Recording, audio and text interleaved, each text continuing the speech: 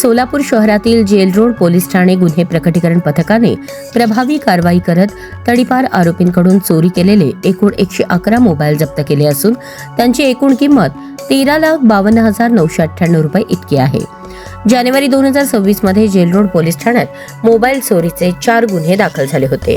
Police उपायुक्त विजय कबाडे, सहाय्यक police आयुक्त प्रताप पोमण यांच्या आदेशानुसार तपास सुरू असताना 17 जानेवारी 2026 रोजी त्या बातमीच्या आधारे इक्बाल मैदान परिसरात सापळा रचून फारुख मोहम्मद हनीफ पठाण वय 42 राहणार शहापूर चाळ सोलापूर यास ताब्यात घेण्यात आले. चौकशीत तडीपार आरोपी गणेश उर्फ आप्पा बैरुंगी व लखन बैरुंगी यांनी विविध ठिकाणांहून मोबाईल चोरी करून विक्रीसाठी दिल्याची कबुली दिली.